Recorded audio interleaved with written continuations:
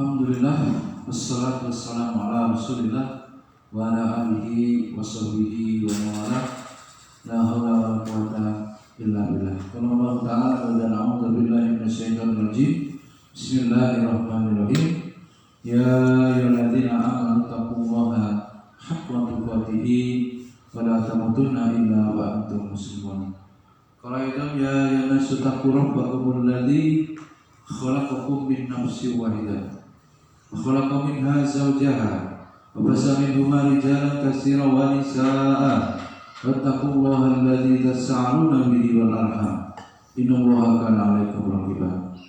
Qala Rasulullah sallallahu alaihi wasallam ittaqillaha summa kunta wa asbi'is sayyi'atal hasanata tamhuha wa khaliqin nasa bi khuluqin hasanin. Amma ba'du. Puji dan syukur senantiasa marilah kita panjatkan kehadirat Allah Subhanahu wa taala. Alhamdulillah atas segala curahan nikmat dan karunia-Nya, pada pagi hari ini kita dimampukan untuk hadir di majelis ilmu seperti biasa, pembahasan atau kajian pensucian jiwa. Umpama baju ya atau pakaian tentu harus dicuci ya, karena kita pakai sehari-hari terkena debu, kotoran menempel. Nah, jiwa kita dengan beratnya persoalan ya, hidup ini ramai masalah. Kemudian banyaknya musuh ya, dari kalangan jin, setan terus menyerang. Belum lagi musuh abadi hawa nafsu.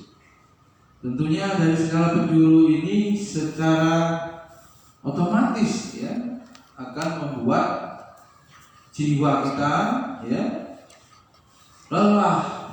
Pertama mungkin semangat ya, apalagi kalau taklim atau setelah pengajian ya, imannya sedang stabil ya, sedang baik ya, sedang dalam keadaan full, umpamanya dicas ya, dicas itu ibaratnya HP full baterainya.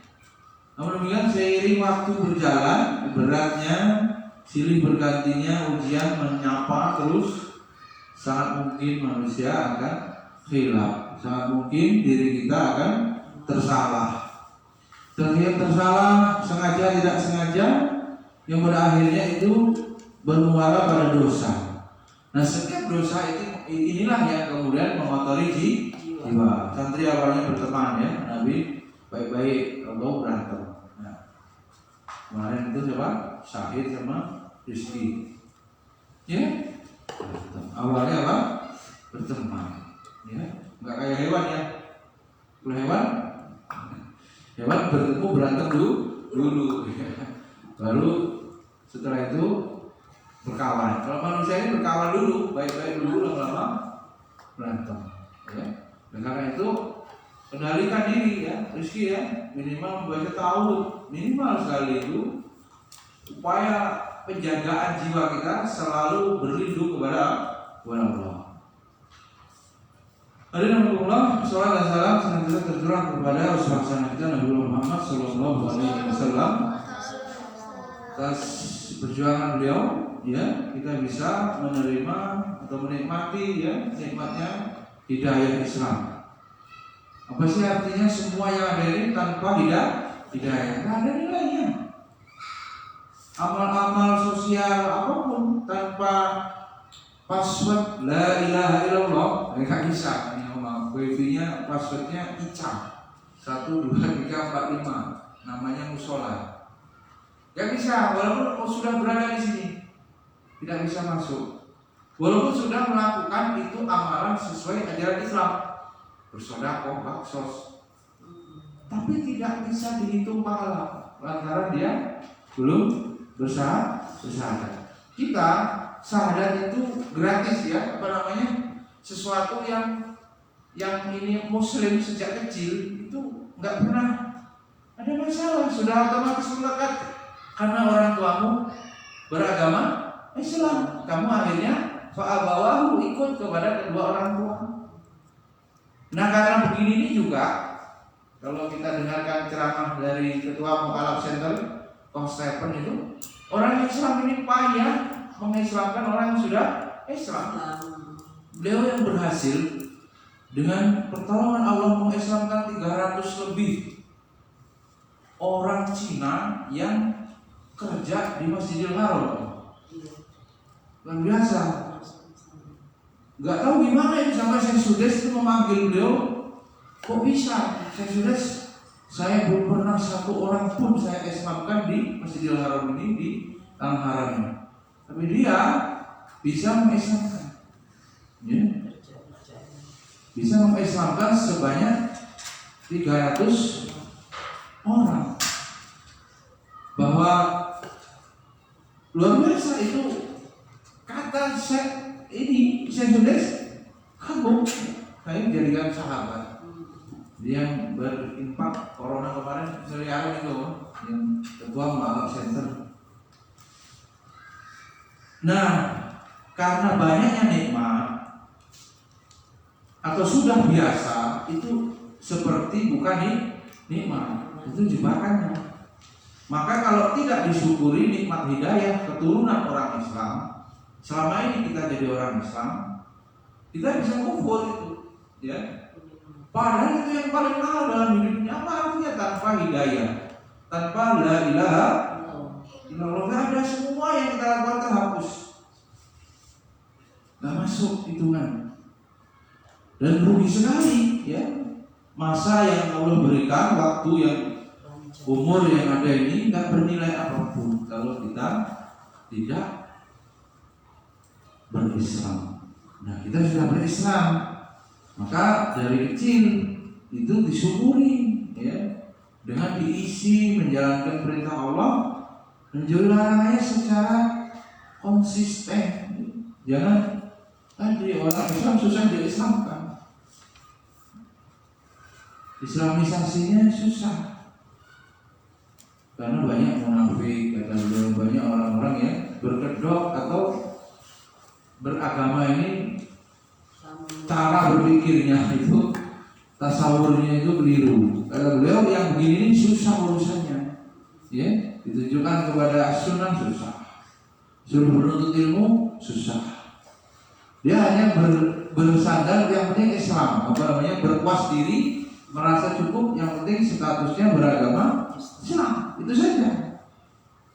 Selain itu enggak, dikiranya sudah aman. Padahal kalau kita pelajari Islam itu tidak cukup sekedar apa, ucapan syahadat saja, ada rukun-rukun yang lain. Ya, baru satu kelas 3 apa ini kesempatan hari ini taklim dimanfaatkan betul. Besok santri harus ujian tasmi, ya. Besok ujian tasmi khusus kelas 3 ke 4 biar tempatnya bergantian dan bisa maksimal. Hari ini taklim, ya, dipersiapkan. Hadirin Allah, kita sampai pada pembahasan sudah teknis, ya. Kata tadi teknik pensucian di jiwa. Kita langsung pada poin yang pertama. Ternyata diawali dengan, ya,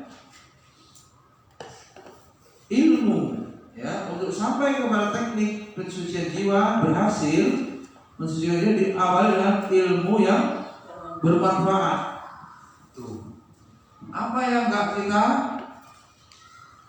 apa yang tidak membutuhkan ilmu, ya. Bahkan banyak amalan itu bernilai besar karena didukung ilmu, ya.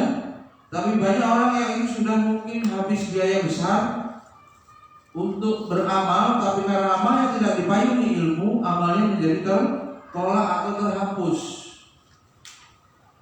atau malah terjerumus sekalian karena bodoh terhadap ilmu. Hari-harinya itu berdosa saja, ternyata hobinya dosa, hobinya dolimi orang, ya, dan buta, ya, seperti orang yang buta, orang nggak punya ilmu itu. Gimana kita lihat orang buta rumput, jalannya nggak benar. Sehingga Dr. Ahmad Ghazali memulai teknik ini dengan mengawali pembahasan ilmu, ya. Jadi ilmu yang bermanfaat, ya.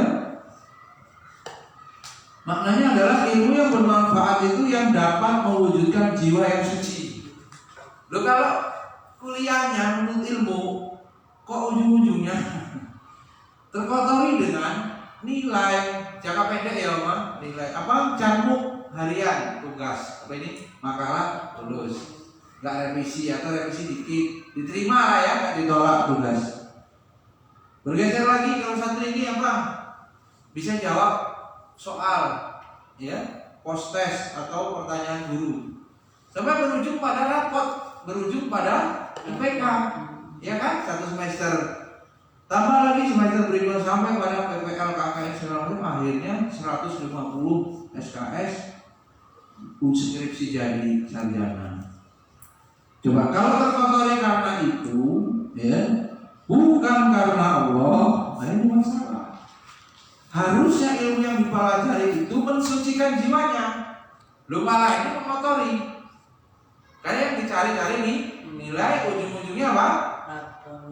Rapor yang bagus, ijazah, pekerjaan, jabatan kalau sudah masuk ke kantor, karir.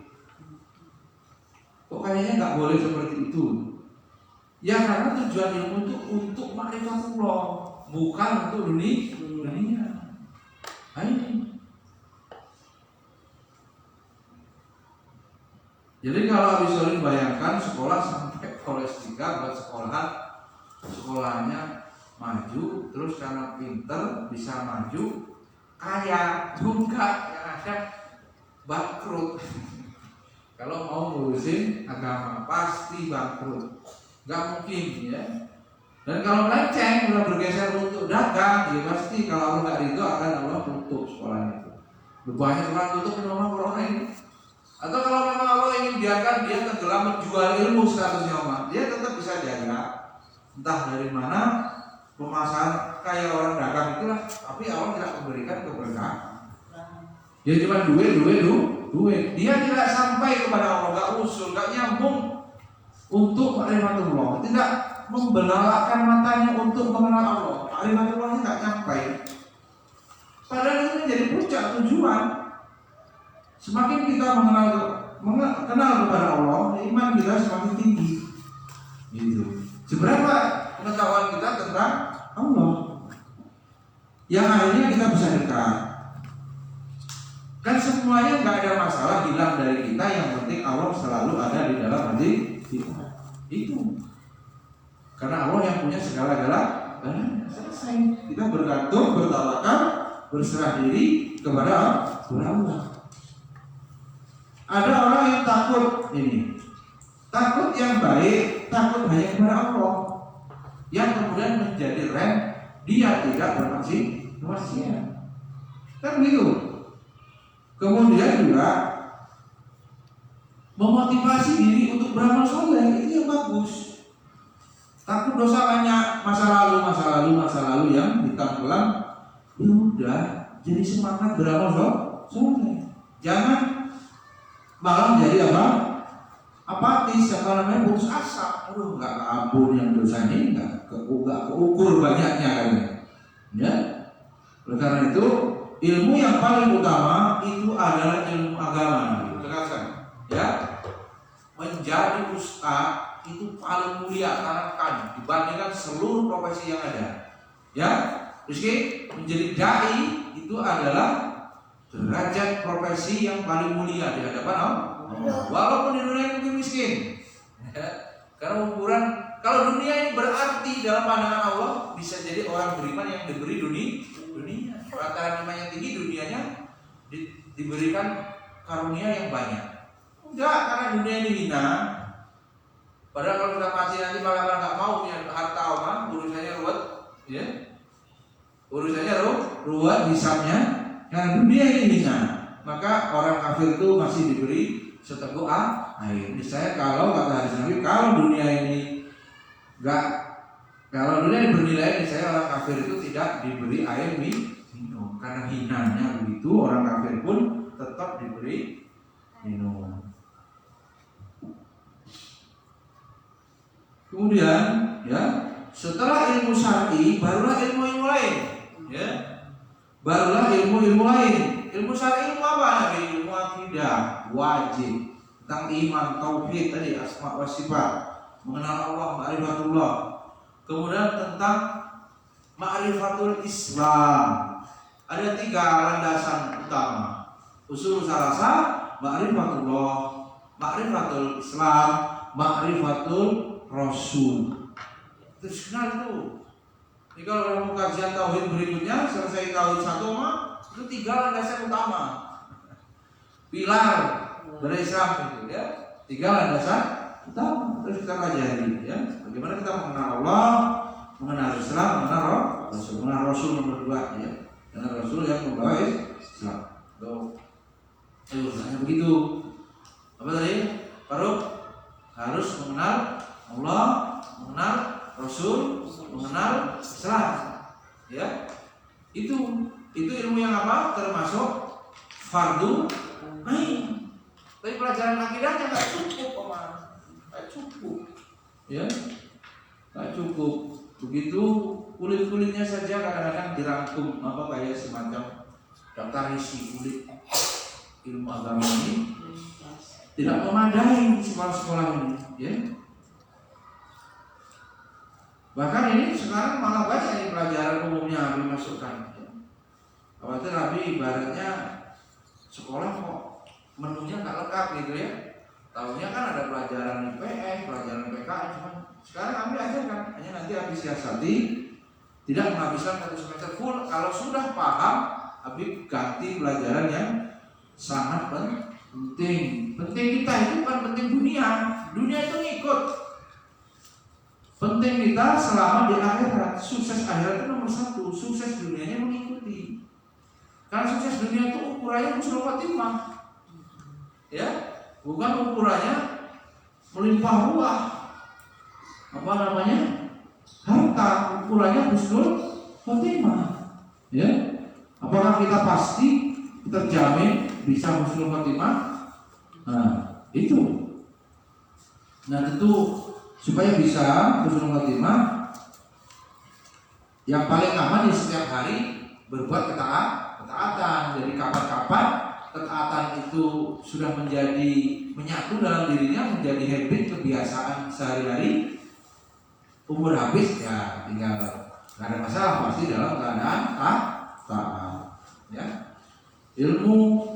Jadi kalau coba ini Afan senang pelajaran matematika dengan pelajaran akidah, senang mana? Akidah sama matematika, senang mana? Hah? Matematika.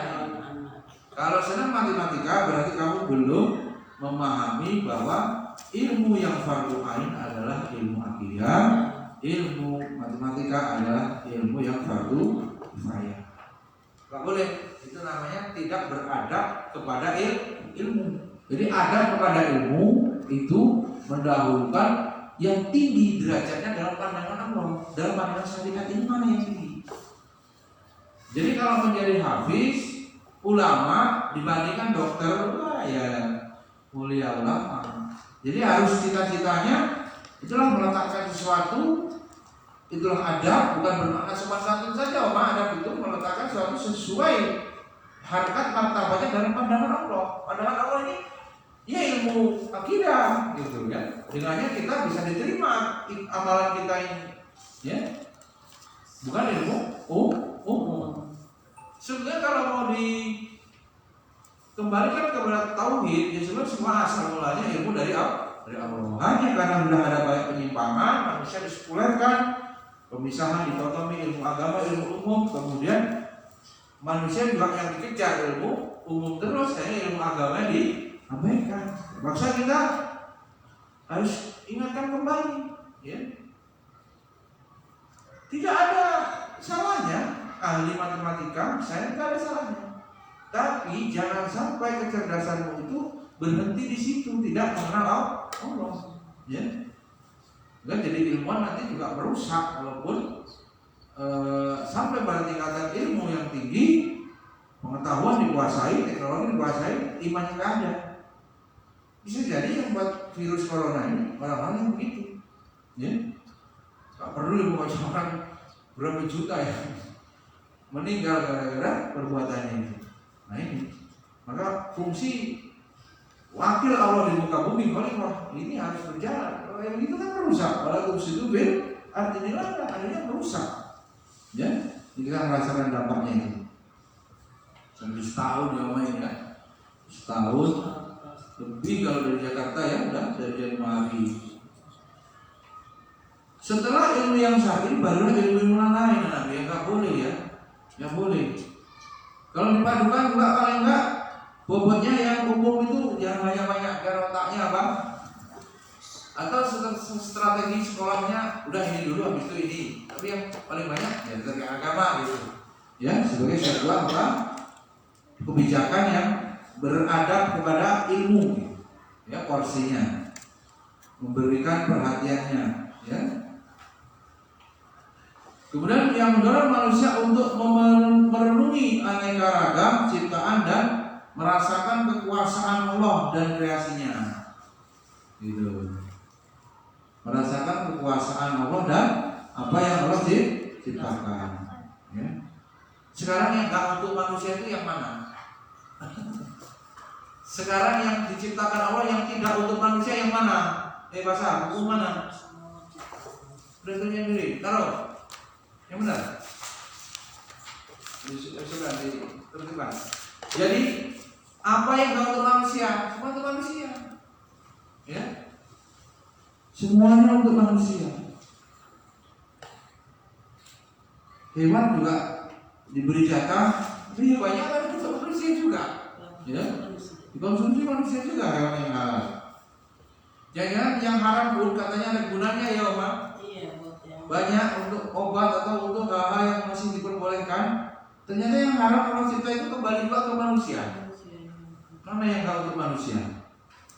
Sebegitunya Allah hanya menuntut hakullah alal ibad diibadahi.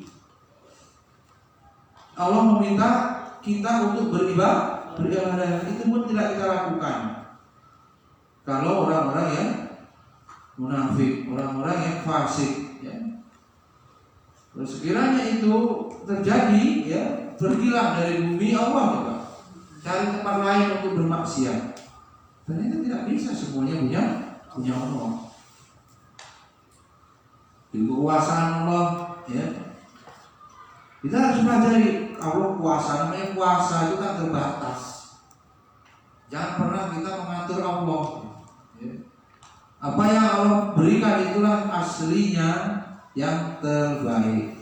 Paham gak paham itu hanya urusan akal kita yang gak nyampai, ya, atau ilmu kita yang belum sampai. Kemudian untuk bisa semangat, ya, Allah juga menurunkan keutamaannya. Fa'lam annahu la ilaha illallah wastaghfir lidzambik. Keutamaan ilmu, ya. Afan, yang kabar di sini. Keutamaan ilmu, Said. Ilmu merupakan ibadah yang besar. Jadi kalau ilmu merupakan ibadah yang besar, ilmu ini sudah ibadah. Ya.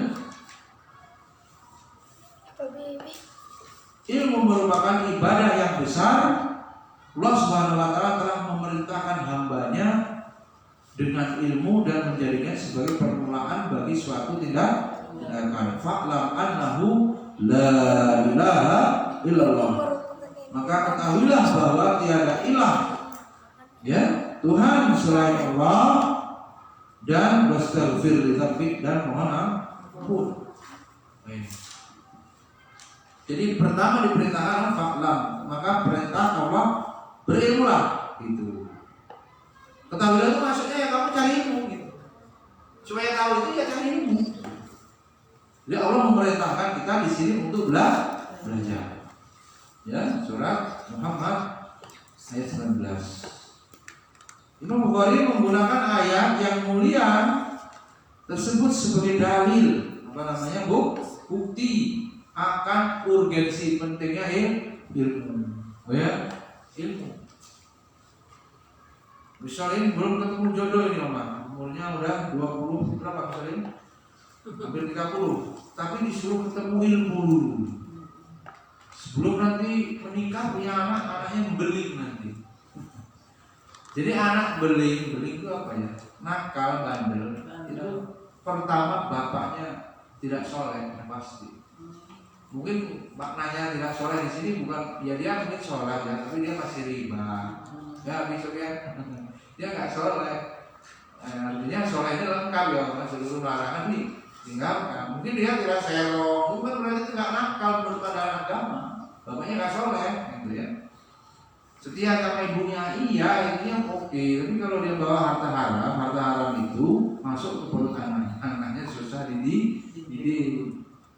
Kok bisa bawa harta haram? Karena tidak punya ilmu. Ilmu ini yang mendasari kemudian dia punya iman. Imannya ini yang menjaga. Semakin soleh bapaknya, ya, itu akan berakibat berdampak positif terhadap anaknya. Termasuk penjagaan Allah. Itu sebenarnya dalam surat Al-Kahfi itu satunya, ya. Bagaimana anak yatim itu yang meninggal itu, bapaknya meninggal itu, ibunya meninggal, hartanya dijaga gitu. Jadi kunci mendidik anak itu kita jadi orang baik, jadi orang soleh, selesai. Ya tentu ada upaya kan Allah masih tunjuk seperti kita setiap hari sudah beramal soleh meminimalisir sekecil-kecilnya dosa, Allah tunjukkan udah mau begini. Itu kayak ada otomatis aja gitu. Karena kita selalu minta hidayah, kita selalu beramal soleh.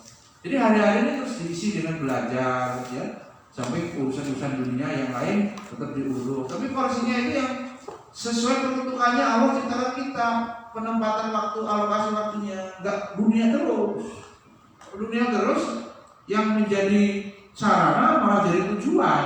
Nah kalau melenceng gitu, ruwet udah. Maka kalau ada perintah untuk belajar begini, faklam, maka berilmulah. Terus pertanyaannya kapan mau belajar agamanya? Kan nggak ada cara lain kecuali kita bermajelis ilmu. Gitu. Ya. Terus kalau sudah banyak, sekolahnya udah mentok, emangnya ilmu Allah sudah tamat? Enggak tamat maksudnya. Lo kan al-bahru bila dari kalimat Rabbi lana fidal bahru qabla an tanfadha kalimatul. Kalau sekiranya ditanya mana lautan yang lebih perhatikan, Rizky, lautan di dunia ini berapa? 2/3 itu isinya air, ya. Samudra itu kalau jadi tinta dikali 7 pun tidak akan selesai. Maka juga yang bijak ya, ilmu yang fardu ain harus diutamakan. Entah umurnya berapa. Kalau sudah berhijrah, selesaikan dulu ilmu itu. Kalau habis umurmu pasti ilmu gak akan tamat. Sudah pasti tidak akan mungkin tamat selesai sehabis umurmu. Termasuk kalau sudah punya sarjana, bikin aulia apa namanya prioritas. Sudah banyak ngaji orang, kita sudah prioritas ini.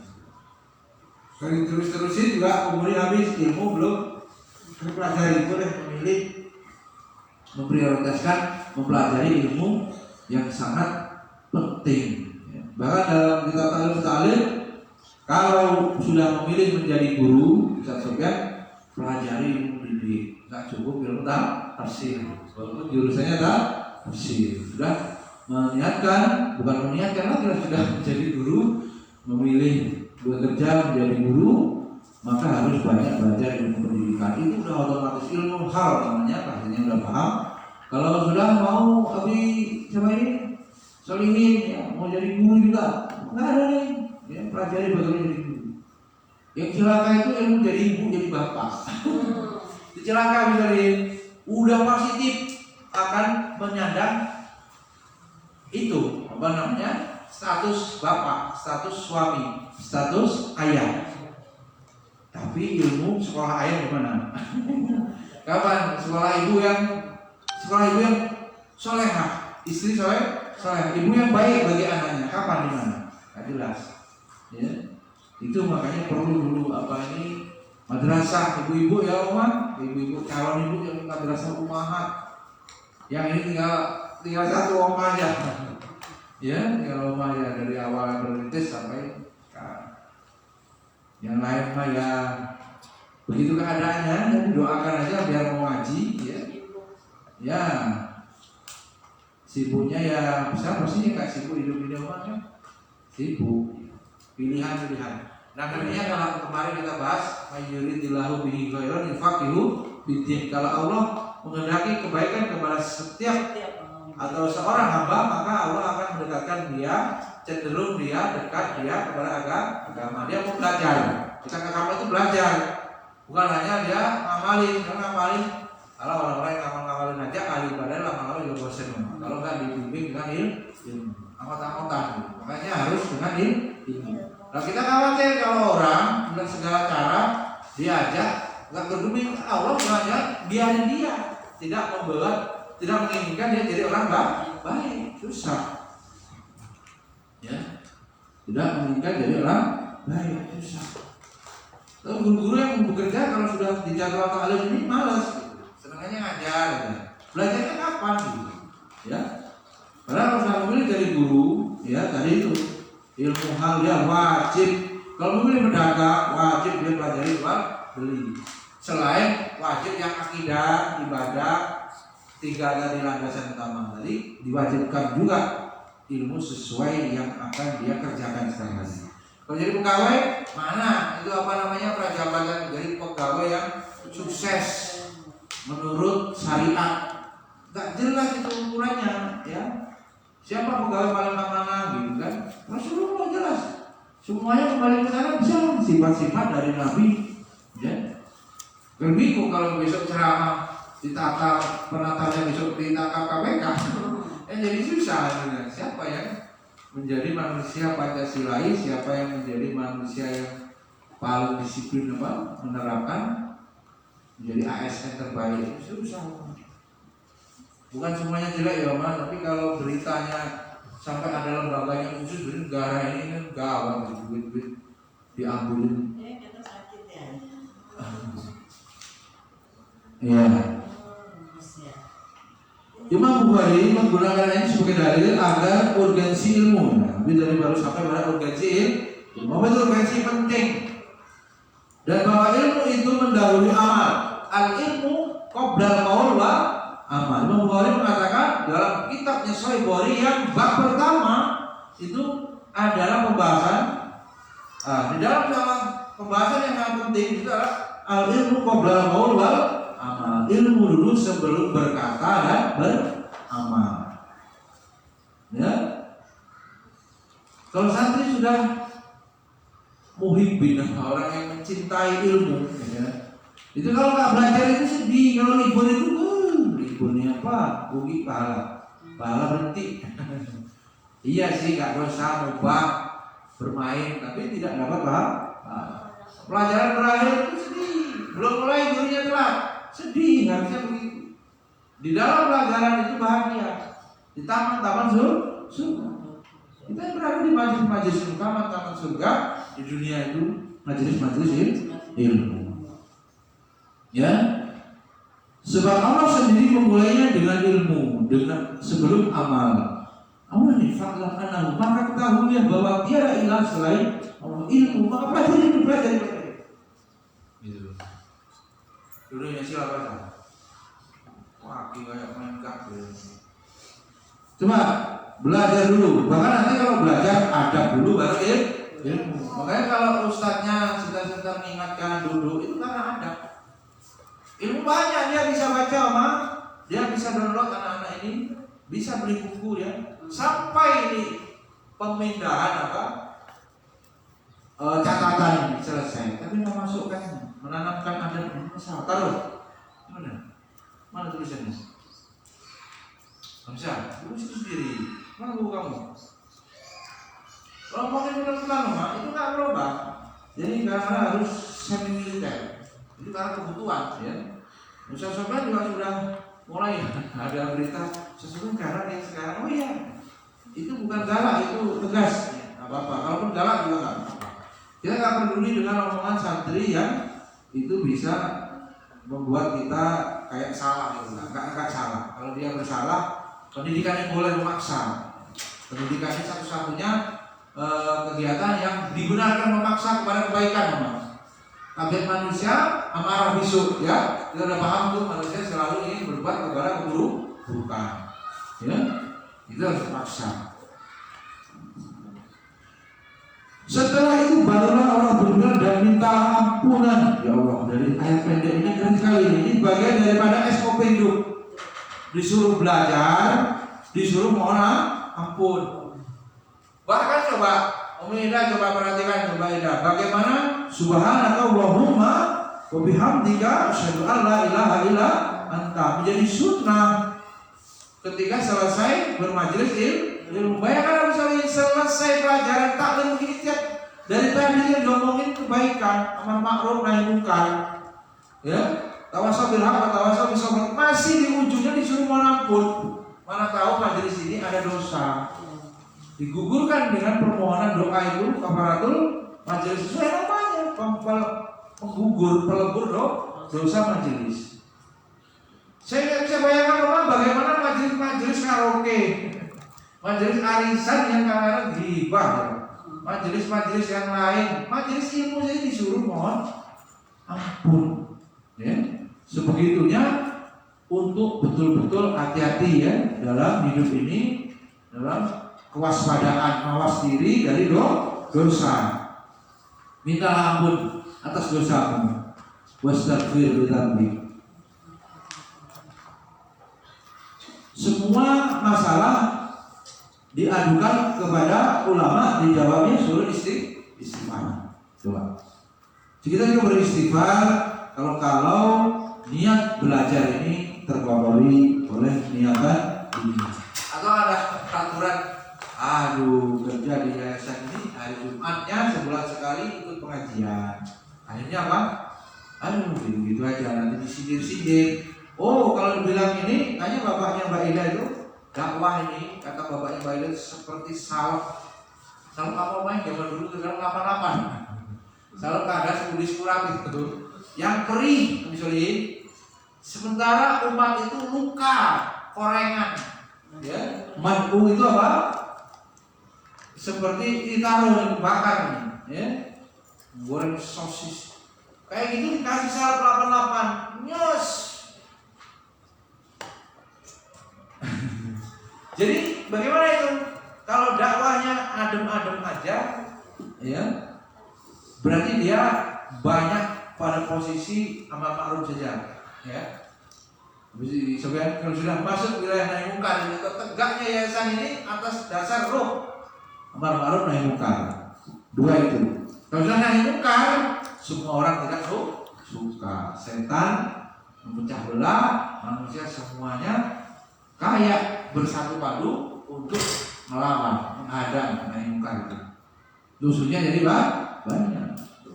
Kalau hanya soleh untuk diri sendiri, bahasanya itu tidak menjadi masalah. Baik-baik kita, sedekah kita, puasa kita, ya, tidak mengganggu orang gitu, ya. Tapi kalau sudah merubah muslim menjadi perubah kebaikan, melarang kemungkaran, namanya muslim. Oh, itu mulai. Kalau soleh saja selesai, orang soleh saja selesai, nggak akan ada orang yang terganggu. Tapi kalau orang menjadi muslim, orang yang memperbaiki, yang maknanya dari munkar, baru semua jadi musuh. Dan kemungkaran akan bersatu melawan kebenaran al-haq. Itu udah tabiatnya. Kebatilan itu banyak macamnya, tapi itu bisa bersatu kalau sudah musuh kepada kebenaran. Nah, orang yang berada di kebenaran ini juga gampang diadu dong. Itu lagi banyak pengadu. Ya tetaplah orang yang Islam itu saudara kita, ormasnya apapun. Yang musuh kita jelas Yahudi, musuh kita jelas Nasrani, ya. Musuh kita orang-orang yang sesat, ya. Itu harus tetap urutan beramalannya harus jelas. Jadi ilmu yang bermanfaat, yang berdiri di atas tauhid, mengesahkan Allah, ya. Qul huwallahu ahad, Allahus samad, ya.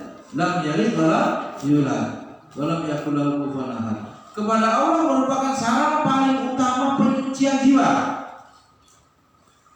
Coba bayangkan ruangan musola ini seperti hati kita umpamanya. Dan di sini yang hanya boleh ada Allah. Gak ada nih semua ini barang-barang ini, gak ada semua. Yang ada hanya Allah. Kalau kemudian kita tarik ke hati kita itu isinya apa?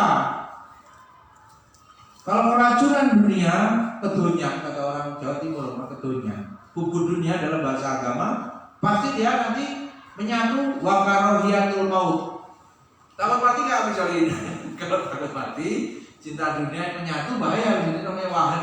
Ya. Kalau tidak takut mati, berarti senang membicarakan mati atau membicarakan mati biasa saja.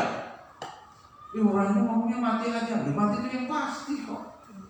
Mengingat dirinya sendiri dan menandakan secara kesiapan gitu ya, bukan menjadi suatu momok biasa. Kalau mati ya sudah gitu, nggak sampai panik dan meratap lebih parah lagi kan, harap sudah meninggal keluarganya dia meraung. Bukan berarti dia kok nggak berkabung istilahnya ya, orang bersedih hati, bukan ya.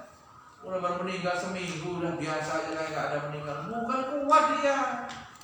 Mungkin dia menangisnya tidak nampak lebar, terus biasa. Nangisnya pas sholat malam nggak, kamunya tidur nggak tahu dia nangis, mendoakan orang tuanya, mendoakan keluarganya. Siang dia tetap tidak, kalau sudah lewat 3 hari itu sudah selesai namanya apa? Takziah itu tidak diperpanjang lagi untuk apa? Ada kegiatan-kegiatan, karena cukup itu 3 hari sebagai sunnahnya itu. Jadi tauhid yang tinggi ini, kalau Abi Solihin ini kan bujang ya orang, paling hatinya itu isinya ibunya harusnya kan, ya kan? Lalu nanti kalau punya istri tambahan istri. Ini kan merantau dari tempat orang tua saya di Tulang Bawang sana, merantau di sini. Harusnya kan pengen pulang kan Abi Solihin? Ngapain di sini kan payah kan, saya atur bangun sekian, atur santri, ya kan? Pulang itu adalah kebahagiaan, maka mati itu seperti pulang dari merantau dulu.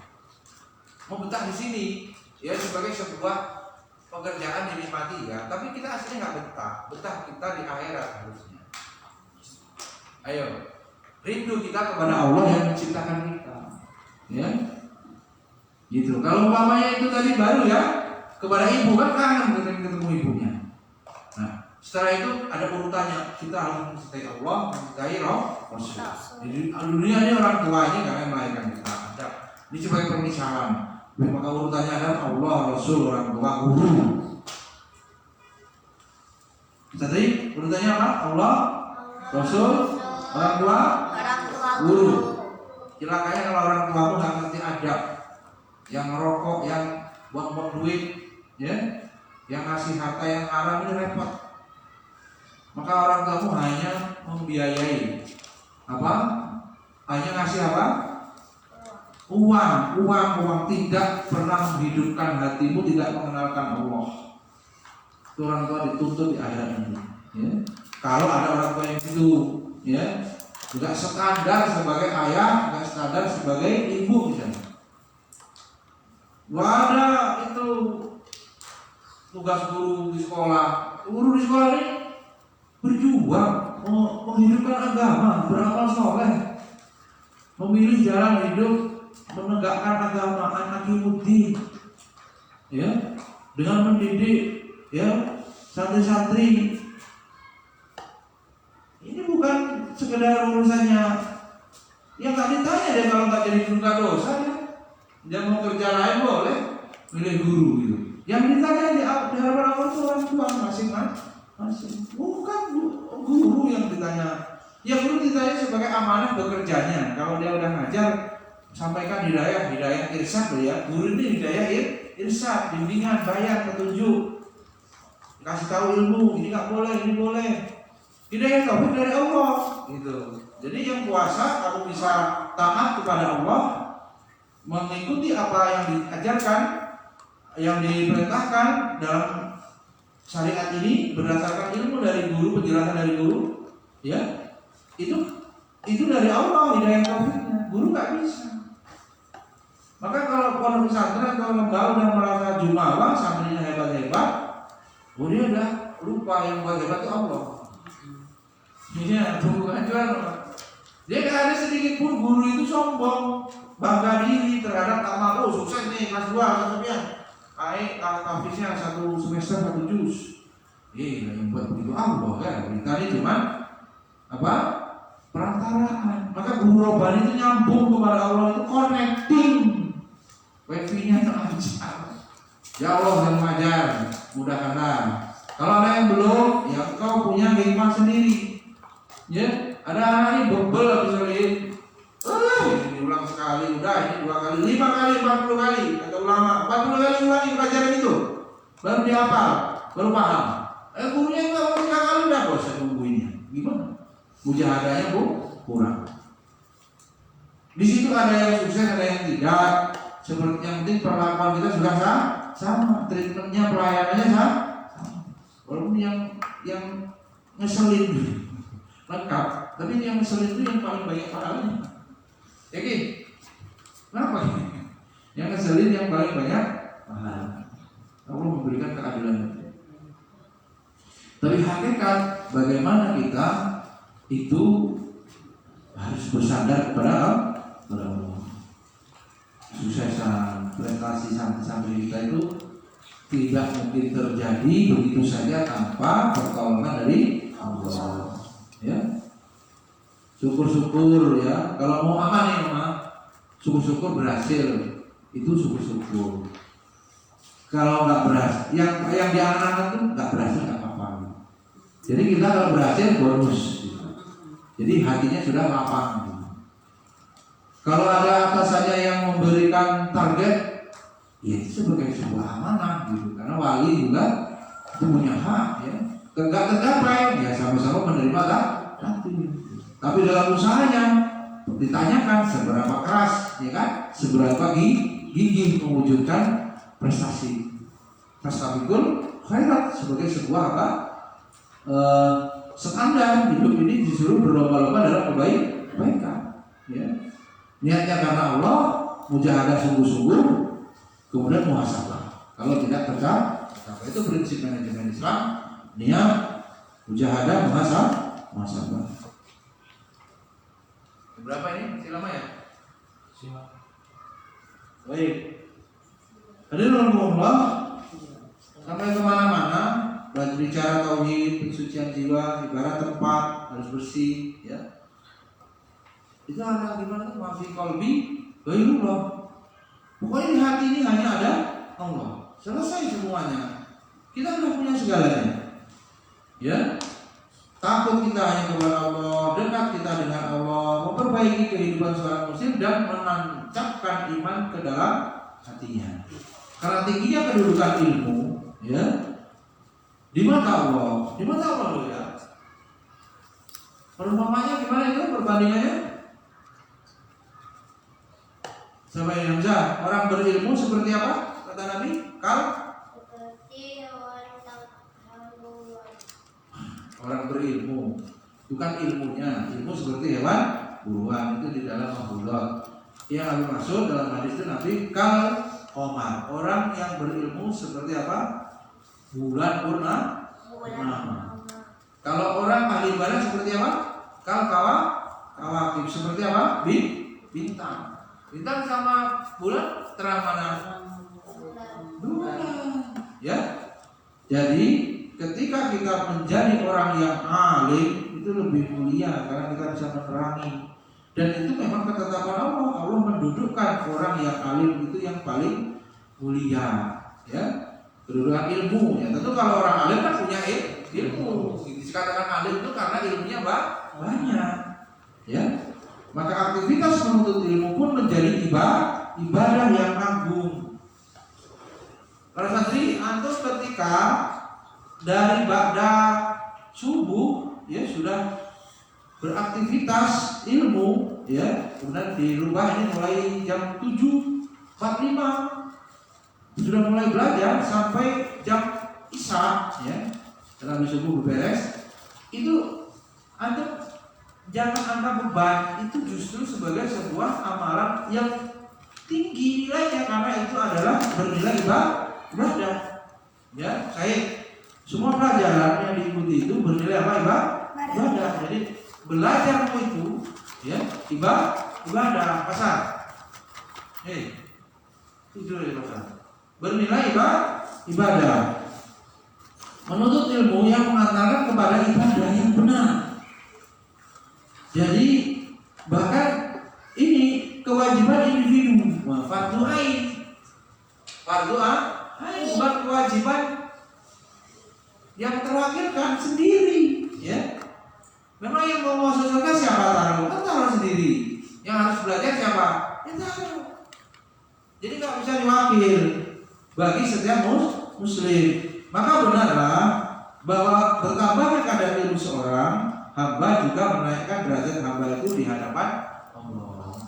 Orang gila hormat, carmuk apa namanya, gila jabatan, udah sana kejar aja kedudukan tertinggi di hadapan Allah, berlomba-lomba.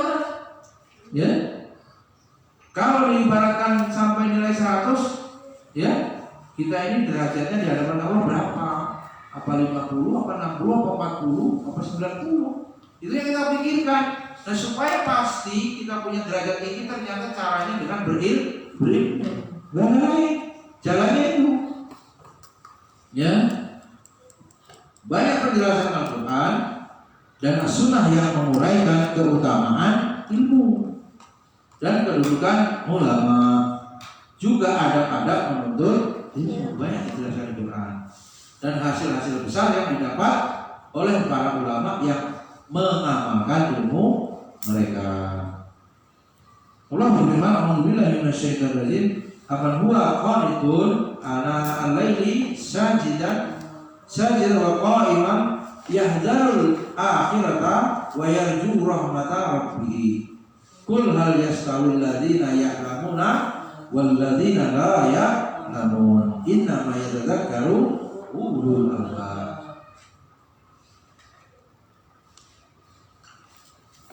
Artinya apakah kamu, hei orang-orang musyrik ya, yang lebih beruntung ataukah orang-orang yang beribadah di waktu-waktu malam dengan sujud dan berdiri? Ditanya sama Allah, orang musyrik mempersekutukan Allah atau orang yang tahajud? Ya. Kemudian sedang ia takut kepada azab akhirat dan mengharapkan rahmat Tuhannya. Katakanlah, apakah sama orang-orang yang mengetahui kul hal yastawil ladzina ya'lamun, dia tahu, dengan orang-orang yang tidak tahu, wal ladzina la ya'lamun, enggak sama. Ya, dalam pandangan Allah. Kita ini nyari prestis, nyari kedudukan, carilah kedudukan di sisi Allah. Allah itu terhadap kita itu bagaimana, menilai kita ini statusnya orang apa, hamba yang bagaimana. Itu yang perlu kita pikirkan, risaukan, ya. Tidak kemudian hanya mengharapkan, apalagi kalau mengharapkan keridhaan manusia sebagai sesuatu yang mustahil. Manusia itu, bahkan banyak orang yang mengorbankan ridho Allah, dikorbankan untuk mencari ridho makhluk atau ridho manusia. Nggak perlu, ya. Kita yang penting ridho Allah. Tentu saja bukan berarti terus semua manusia kita musuhi, kan, supaya kita nggak diridhoi, nggak, biasa saja, ya. Kita tidak cari masalah. Tapi kalau kita tidak bisa mengatakan tidak, kalau diajak maksiat misalnya, wah kayaknya diajak bos karaoke, ngapain? Kita mencari ridho dia itu nggak ada urusannya dengan apa, pekerjaan, itu kan acara-acara begitu, nggak enak, bosnya marah. Oh, lawan aja, kita mencari ridho Allah, bukan mencari ridho makhluk. Nanti dipecat, ya kamu Tuhannya bosmu itu, bukan Allah. Tuhan kita Allah, Rabb kita Allah. Jadi nggak usah takut. Kalau kita benar berada dalam jalan yang benar, prinsip sesuai syariat, bismillah, nggak mungkin dipecat, karena yang melindungi Allah. Kita bergantung pada Allah. Kalau kita bekerja benar, nggak mungkin lah ada takdir yang Allah yang melindungi doa-doa kita. Berjalan doa-doa itu, kita nggak sadar doa-doa kita itu dijabah melalui kelancaran hidup yang kita ini nggak tahu. Karena hikmahnya kurang pembacaan diri ya, ngecek muhasabahnya kurang, akhirnya apa? Dikiranya kita ini tidak dikabulkan, akhirnya protes ya. Pengabulan doa perlu dibahas khusus. Pengabulan doa itu tidak langsung semuanya apa yang kita minta mobil langsung beri, bukan, nggak langsung gitu ya, dalam bentuk yang lain, rezeki dalam bentuk yang lain, yang itu bisa jadi kita tidak paham padahal Allah sudah mengabulkan. Itu ditunda, berdoanya saja sebagai sebuah ibadah. Ibadah itu berujung pada berpenilaian sebagai amal itu yang dicari hidup ini. Kalau mau rakus-rakusan, yang paling boleh rakus ya rakus kepada ilmu, rakus kepada amal. Selain itu tercela. Boleh agama ini memberikan izin untuk bersikap perilaku rakus kepada ilmu dan kepada amal. Ya, tentu maksudnya amal, orang ini sedekahnya iya, orang ini salat malamnya iya, sunnahnya iya, boleh. Walaupun ada orang-orang yang merasa sampai kepada Allah itu dengan amalan tertentu. Nah, ini sunnah ya. Kalau yang wajib kita bahas. Antara salat malam, baca Quran, sedekah. Mana yang paling dekat membuat kamu sampai kepada Allah? Sujud, bukan sedekah. Sujud, ya salat malam tadi. Tapi di dalam salat malam ini sujudnya ini lama gitu. Jadi kalau nyaman sujud terbanyak itu. Sampai kamu lewat terminal itu umumnya. Terminal satunya baca Quran betah berjalan. Terus sujud ini ya sekedarnya aja. Silakan. Amalan-amalan yang mana yang paling membuatmu sampai kepada Allah. Yang sampai tapi maksudnya nggak punya amalan, nggak jelas, nggak kemana-mana, nggak sampai. Ya. Kemudian berikutnya Allah menerangkan sampai pada orang-orang ya, katakanlah orang-orang yang tahu dan orang yang itu sungguh hanya orang-orang berakal yang dapat menerima pelajaran. Ini sekaligus statusnya harus jelas sama. Kalau tidak berakal ya berarti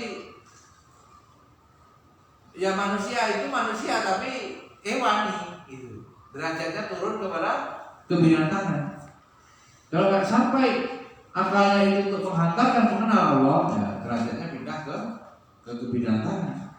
Percuma akalnya. Maksudnya akalnya ada, tapi tidak berfungsi karena tidak bisa menerima pelajaran. Pelajaran yang dimaksud di sini yang bagaimana bisa menghantarkan mengenal Allah yang paling utama. Sobi anfusikum afala tubsirun. Pada dirimu sendiri, apa kamu tidak bisa mengambil pelajaran? Badan kita ini banyak, ya. Mata kita, ya, tangan kita ini nggak habis. Santri, tanganmu tuh nggak habis, kakimu, apa sendalmu tipis, tapi kakimu tidak tipis-tipis. Gimana ya? Ada rambut yang bisa memanjang, ada yang tidak. Kalau mau kasih rezeki itu orang cukup rambut panjang terus, alis tidak, kumis keluar terus, rupanya jualan ini silet jualan besok itu. Hingga apa? Dari keteraturan itu sebenarnya mengandung pelajaran kalau kita mau berpikir. Dan semuanya harus menghantarkan kepada peningkatan keimanan kita kepada Allah. Jadi sampai kepada penambahan iman. Melihat apa saja sampai kepada penambahan iman.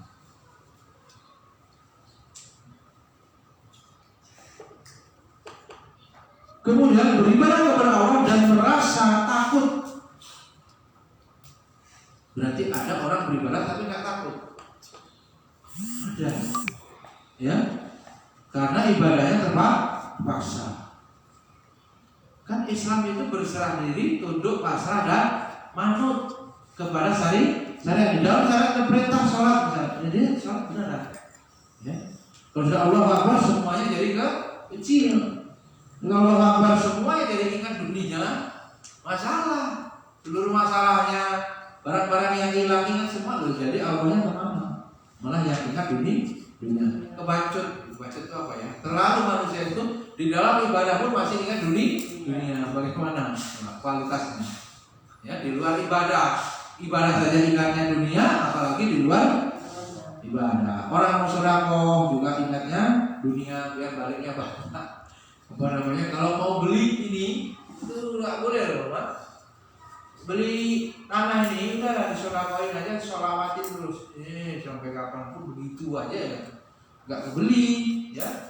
Jadi kita kayak mancing kepada Allah itu, kayak mancing, ya. Ya, jangan, udahlah. Kalau beramal itu seperti tidak beramal hati kita itu. Lupa-lupain aja. Masalah ada hadis, ada ayat berlipat ganda 700 kali itu pasti akan kembali ke kita, nggak usah kita ingat-ingat. Ya, sudah kita yakini aja. Ya. Kalau cara-cara model lelang-lelang itu bisa salah itu. Ya. Bisa jadi apa malah bangkrut nanti. Karena nggak begitu. Kita beramal itu untuk seperti tidak beramal itu. Di dalam hati kita kayak tidak melakukan. Memang kita harus lupakan, tidak boleh mengingat-ingat amal-amal mungkin pemberian. Itu lupa-lupain. Ya. Jadi beribadah kepada Allah dan merasa takut.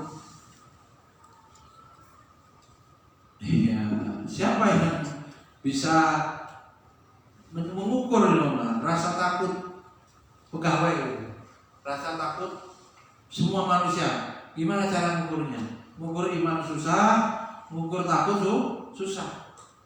Ya, secara umum kalau dia beramal soleh berarti amal menunjukkan dia takut karena dia mentaati perintah Allah dan meninggalkan larangan, berarti takut.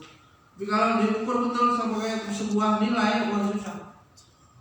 Ya, bahkan ukurannya kalau sendiri itu bisa membuktikan orang itu betul-betul soleh atau tidak, betul-betul beriman atau tidak ketika sendiri. Ketika rame-rame bisa tersetting oleh keadaan.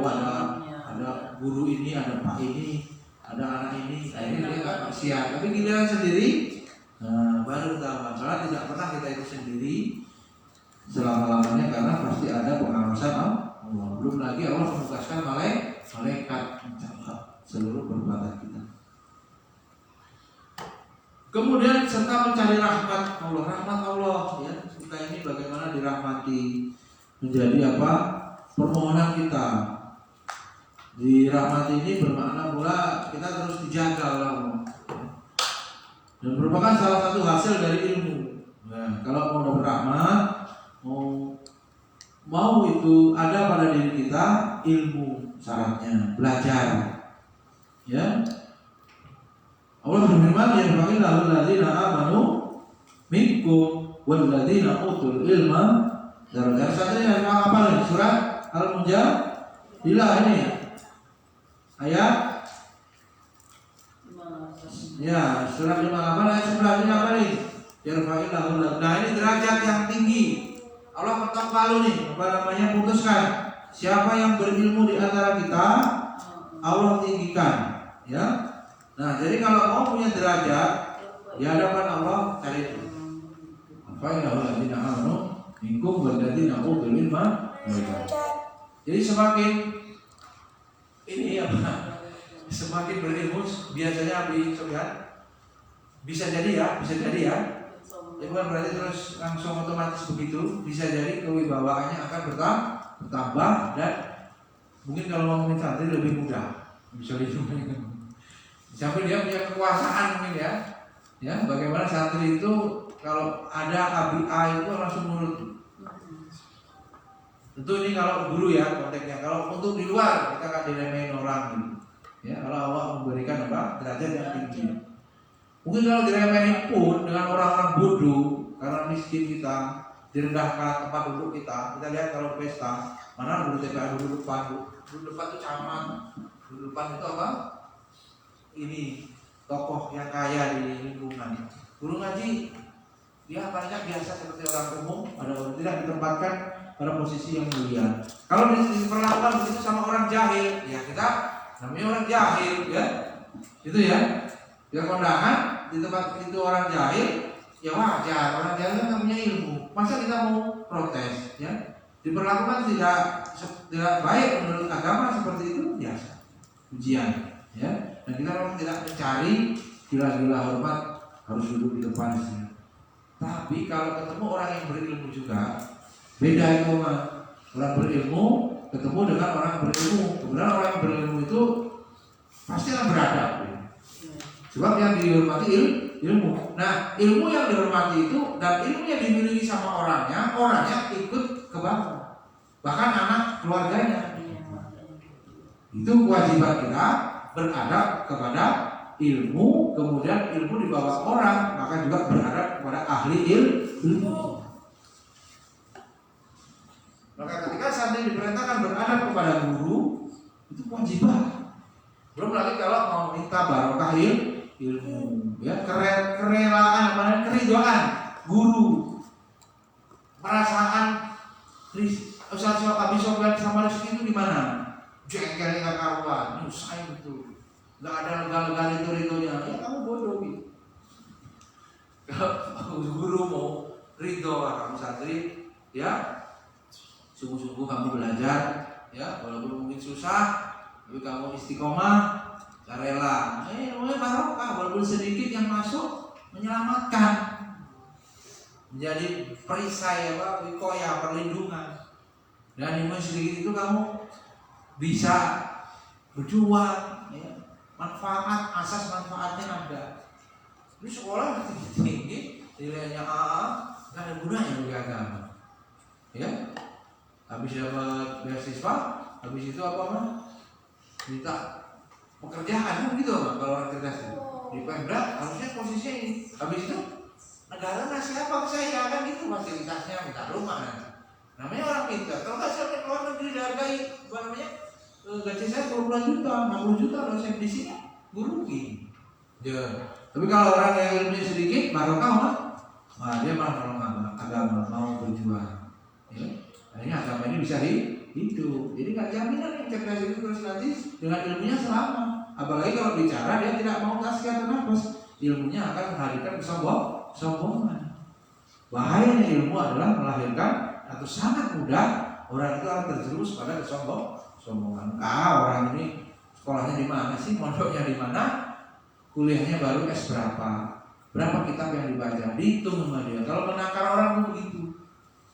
Karena dia merasa punya ilmu, dan itu tidak terjadi bagi orang barokahnya orang bodoh ya dia biasanya mengalah gitu ya, nunduk, nggak congkak gitu ya, namanya saya nggak belajar, saya sekolah aja, SMA aja enggak. Nah, kalau mamanya begitu dia malah selamat awadu gitu. Jadi semuanya mengandung resiko ya. Berilmu bisa terjerumus sombong, orang yang nggak berilmu bisa tawadu bisa. Karena apa yang disombongin misalnya, tapi hidupnya susah, mungkin nggak, harusnya ini berlipat ganda karena salah niat, akhirnya terhapus. Ya. Nah ini kalau kita belajar hikmah, santri kita, Abi Sofyan, kualitas wudu, kualitas sedang, apa kualitas pintar, semuanya kita doakan. Mengapa supaya Allah terus memberi hidayah dan dia bermanfaat bagi agama nanti. Pada posisi apapun, paling enggak sekarang dia hari-harinya adalah amal soleh gitu ya. Walaupun dalam belajar berantem, sholatnya tengah-tengah, kan dia dalam bingkai dia pengawasan beramal soleh. Ada yang ibadah, ada yang menuntut ilmu, ada yang membantu, itu semuanya kita doakan ya. Dengannya kita menjadi guru yang bergantung kepada Allah ya. Hasil kita serahkan kepada Allah, karena Allah juga tidak menuntut hasil. Allah hanya menuntut kita berproses, berusaha. Kemudian ya posisi ya orang yang berilmu tadi sangat tinggi di hadapan Allah. Santri harus hafalkan ini, yang fa'illahu ladzina amanu minkum wal ladzina utul ilma darajat. Allah juga memuliakan ilmu dan ulama jika mereka selaras antara kebaikan. Yu'til hikmah ini may yasha wa may yu'tal hikmata faqad utiya khairan katsira wa may yadhakkaru illa ulul albab. Allah menganugerahkan al-hikmah yang sering saya sampaikan. Hikmah itu di sini dimaknai kepahaman yang dalam. Dalam ini susah mengukurnya. Orang itu ngajinya cetek, sebab penjelasan Ustadz itu cetek. Penjelasan Ustadz dalam. Nah, karena hikmahnya lebih diketahui, banyak hikmahnya Ustadz itu. Dalam, ya, dia mendalam kalau mengkaji tentang Al-Quran dan As-Sunnah. Nah, kepada siapa yang dia kehendaki Allah memberikan anugerah hikmah itu. Bolehlah kita guru-guru, ya Allah berikanlah hikmah, maksudnya pemahaman. Jadi kalau baca ayat itu, maksudnya ayat ini untuk sampai kepada pemahaman yang utuh, yang benar, itu cara menjelaskannya orang itu diberi kemudahan, diberi hikmah. Jadi akhirnya apa? Ketika dia menyampaikan, yang disampaikan itu umat matunya itu paham sampai kepada apa yang dimau Allah, gitu hikmah itu. Ya, pengertian-pengertian yang dia sampaikan, tamsil apa namanya, analogi itu membuat orang itu paham. Maunya Allah itu begini, urusan itu jelasinnya bahasa lain memang, bukan bahasa urut, apalagi yang tafsir ya, bukan bahasa tafsir yang secara lugawi bukan, tapi itu intinya itu. Banyak ajaran Jawa yang begitu cocok dengan Quran. Becik ketitik orang misalnya mencatatkan itu dalam orang yang berbuat baik itu akan nampak juga itu. Itu juga bagian intisari agama, perintah untuk berbuat baik. Supaya mami sekolah daratin, supaya sekolah daratin, cara bisa begitu maknanya. Udah nggak usah hitung-hitungan. Orang berbuat amal itu pasti terlihat. Entah sekarang, kapan yang pasti di akhirat akan ditambah. Cukuplah dia itu menjadikan Allah sebagai apa? Tujuan harapan selesai. Kemudian diberikan hikmah kepada siapa yang dikehendaki, dan pada siapa yang dianugerahi hikmah itu, ia benar-benar dianugerahi karunia. Karunia itu sesuatu ya yang Allah berikan, khusus Allah yang punya ini. Ya, karunia yang diberikan Allah itu yang banyak, karunianya jumlahnya banyak. Dan hanya orang-orang yang berakal yang dapat mengambil pelajaran. Kita sangat ya menghajatkan akal ini berfungsi. Ya. Akal ini jangan tumpul, akal ini jangan tidak diasah, dia tidak bisa menyampaikan karena itu perangkatnya untuk memahami wahyu, perangkatnya untuk memahami Al-Quran dan Sunnah. Jadi kita juga akal yang dilatih. Ya.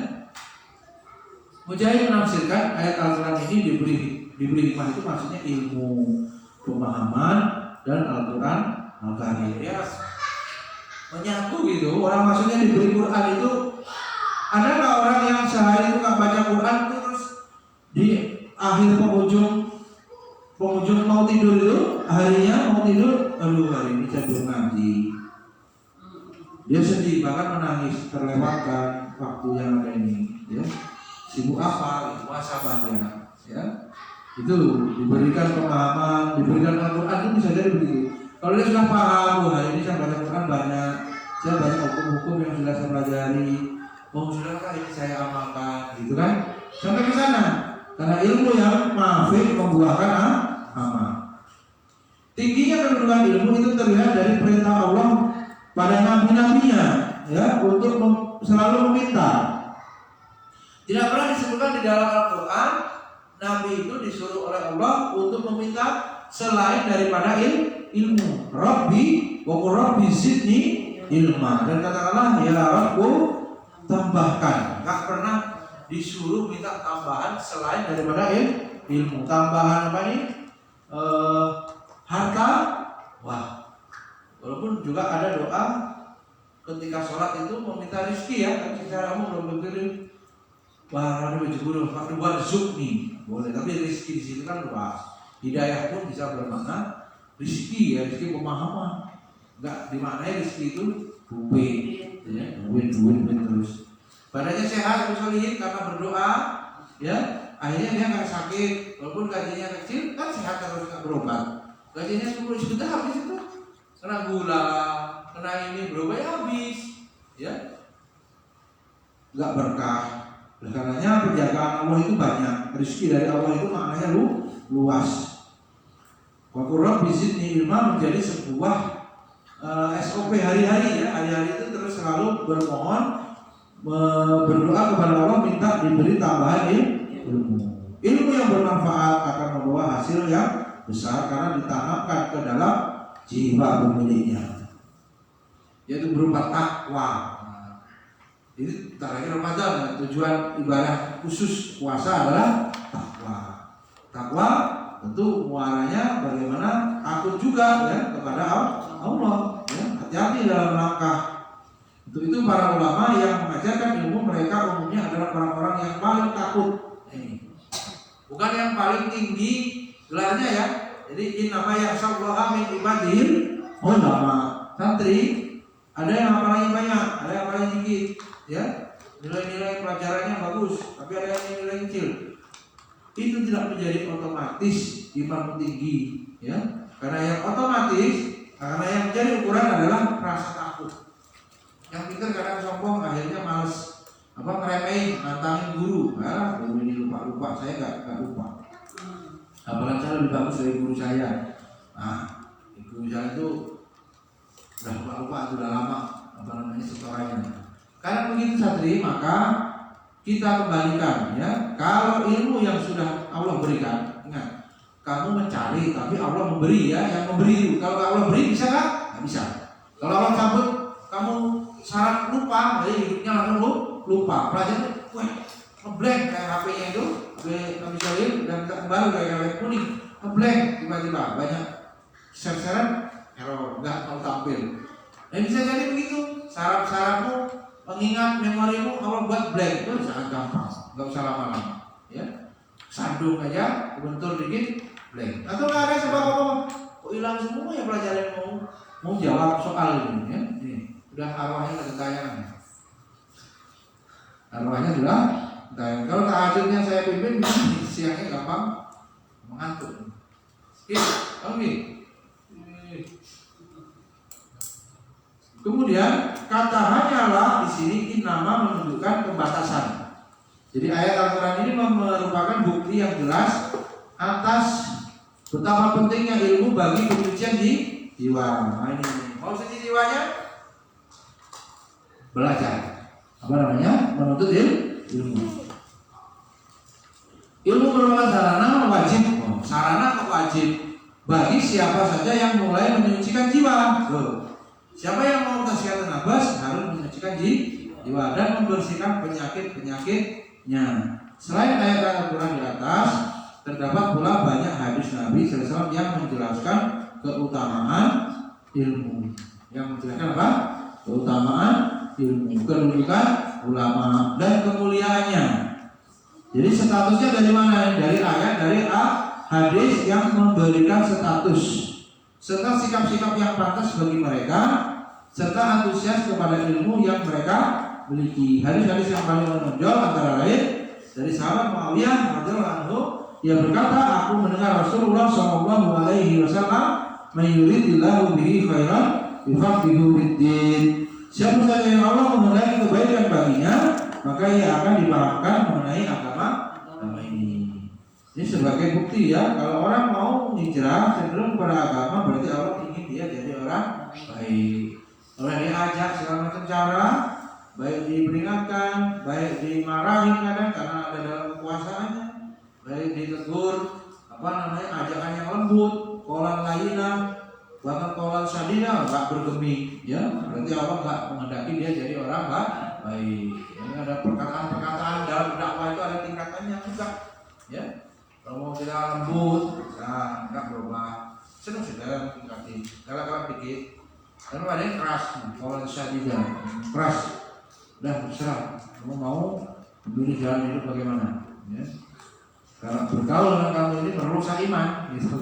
Karena kita harus memilih teman yang soleh. Kamu ngajaknya maksiat terus. Sementara ya kita nggak butuh silaturahmi, cuman kalau akrab susah lah. Kamu maunya ke urusan dunia terus diajak ke akhirat nggak mau. Boleh kita keras begitu.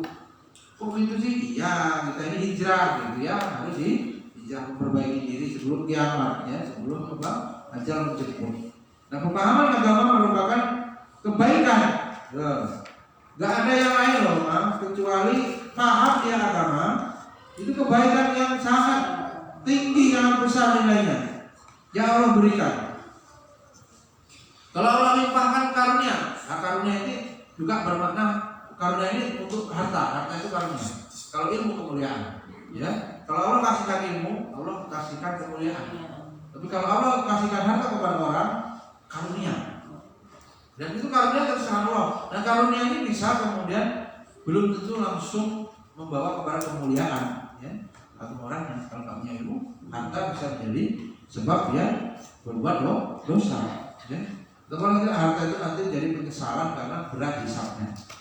Makna pemahaman fikih pada hadis ini mencakup semua ilmu syariah.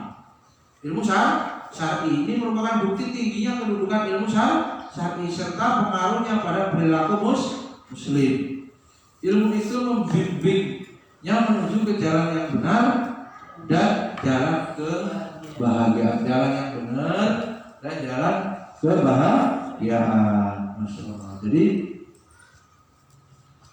dipahamilah ya bagaimana seluruh langkah-langkahnya itu dipandu, ya, dipandu dengan ilmu. Satu lagi hadis Rasulullah SAW bersabda, siapa saja yang sedang menempuh jalan menuntut ilmu, maka Allah akan memberikan satu jalan menuju surga. Salah kata yang tadi sufihi ilman sahalallahu lahu tariqan ila jannah. Sungguh para malaikat merentangkan sayap mereka kepada para penuntut ilmu sebagai bentuk ridho, tanda ridho kepada penuntut ilmu. Seluruh penghuni di langit dan bumi dan ikan-ikan di kedalaman laut atau di air memohonkan ampun.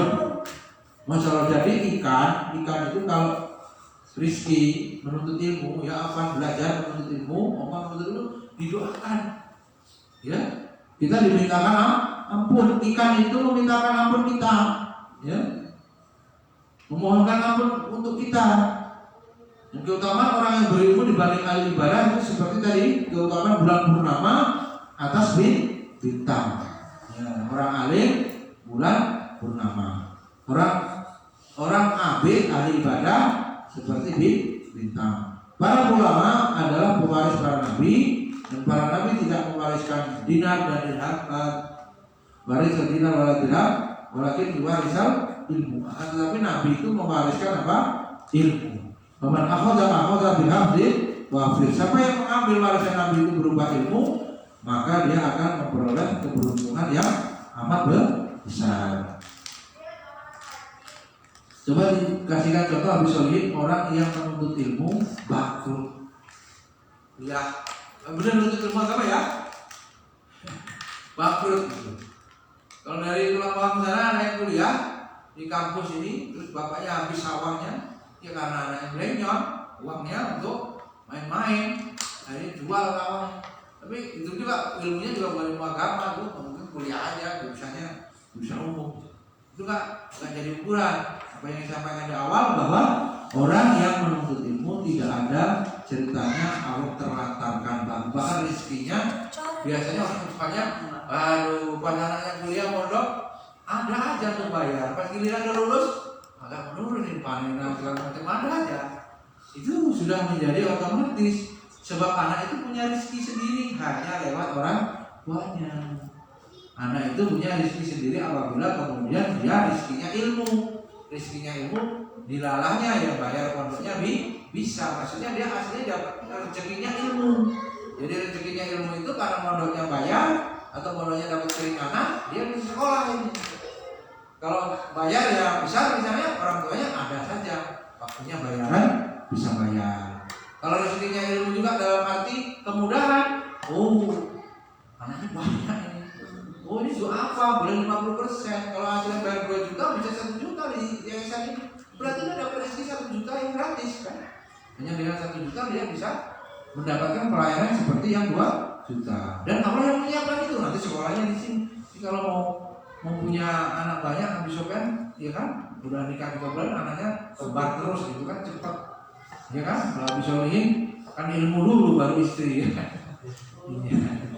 Iya, istrinya nanti nggak hanya minta duit tuh, minta ilmu, minta apa? Bimbingan. Ya, karena itu siapa yang mengambil warisan dari Nabi? Nabi itu nggak warisin harta, ya. Nggak wajib dinar emas, nggak, dirham perak nggak, tapi mewariskan ilmu. Ya. Sampai di sini mudah-mudahan bermanfaat. Kalau ada pertanyaan memang boleh, nggak apa-apa. Kalaupun ramai memang. Ya, kalau tidak ada habis-habisnya misalkan menikah apa ilmu? Iyalah.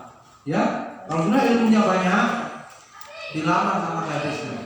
Wah, ya nggak? Tentu gadis yang mau suami miskin tapi ilmunya banyak itu gadis yang berilmu. Iya. Kalau gadis yang mata duit itu ya nggak mau, yang ditanya kan dompetnya. Pas gitu habis solihin dompetnya tipis, ya lama ketemu jodoh. Kalau dompetnya kandel, ya kaya, cepat mungkin, tapi itu tidak abadi. Yang menikah karena hartanya, kemudian diuji oleh Allah, jatuh miskin, masa mau langsung bercerai, ya kan? Ada uang, apa abang di saya, nggak ada uang tendang. Nah, resiko punya istri kan, atau diutang, ya, yang mencari mau menerima kita, laki-laki ini karena bertanya. Jangan, pilihlah karena agama. Farfat bukan judit dari bangsa. Pilihlah karena agama. Mudah-mudahan bermanfaat. Subhanallahumma wa bihamdika, asyhadu an la ilaha illa anta, astaghfiruka wa atubu ilaik. Assalamualaikum warahmatullahi wabarakatuh. Balikkan bangkunya yang rapi, langsung mau dipakai sholat duha dan kultum. Biar ini, kalau untuk hari Jumat kultumnya jam setengah 10 setelah sholat duha.